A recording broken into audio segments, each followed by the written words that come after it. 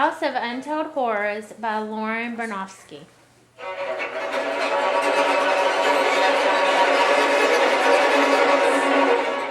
It was raining that night as Willibus Wallaby walked slowly down Nunnery Lane. It was a light rain, a gentle rain, but just enough to send a chill down the spine. Willibus Wallaby walked along listening to the sounds of the night. He heard an owl, a frog, a shark, and from far, far away the sound of a lonely violinist practicing scales. The eerie night was giving him goosebumps from head to toe.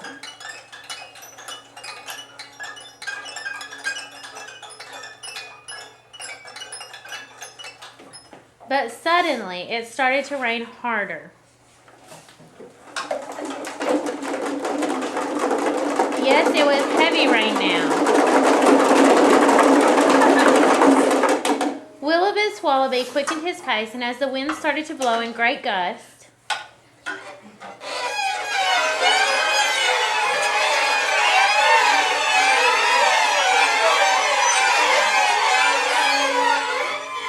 he began to look frantically around for a place, any place to seek shelter. Suddenly he saw a house with a large porch and a light on the inside.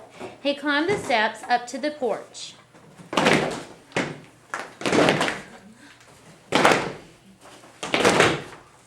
Finally, shelter from the rain.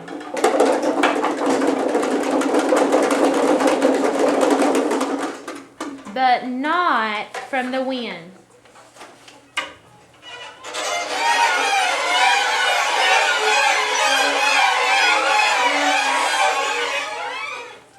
That wind, that cruel, harsh wind, it seemed to rip away at his clothing as if it had chosen him, Willibus Wallaby, as its victim. Willibus Wallaby's heart started to beat faster.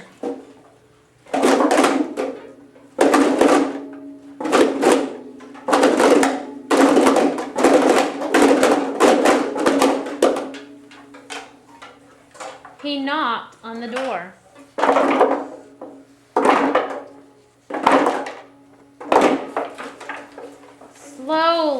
Slowly, the door opened.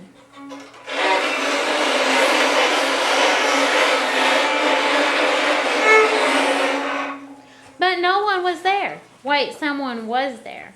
Willibus Wallaby looked down, and there, standing before him, was a single solitary, ghostly, white kitty. The kitty approached him. It rubbed itself against his leg and purred loudly, as if to say, "Dare to enter this house, and you shall never leave alive." But for some reason, Willibus Wallaby found himself being drawn into the house as if controlled by a force greater than he. It didn't matter the strange sounds he heard, the sounds like the fluttering wings of a bat.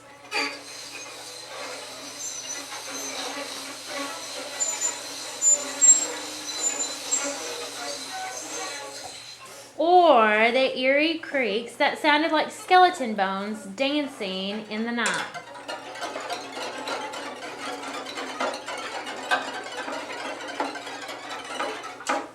Willibus Wallaby entered the house, and he found himself being drawn from room to room as if guided by a ghostly presence that he could neither see nor feel.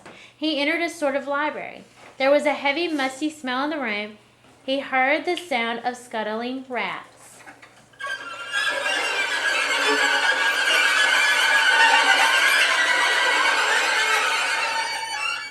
Through the dim light, he could make out bookcases towering above him. Never before had he seen such tall bookcases.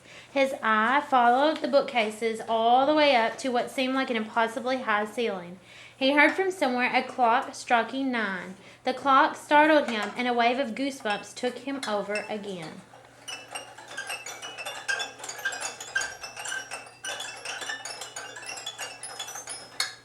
He felt himself being drawn to the kitchen. There were those scuttling rats again.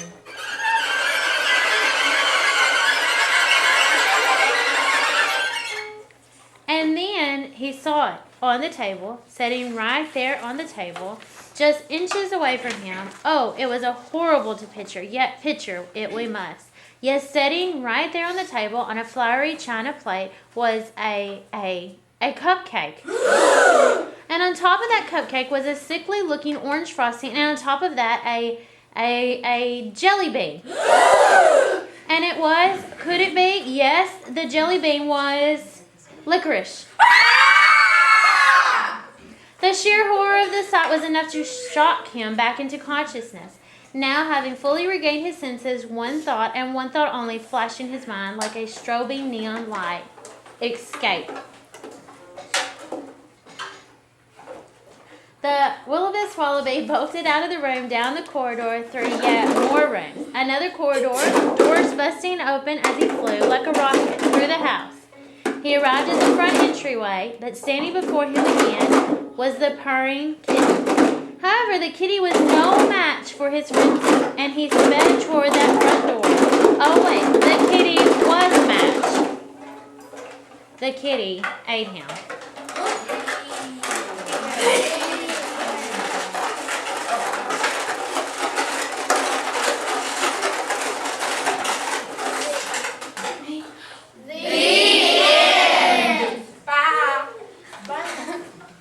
That was my favorite.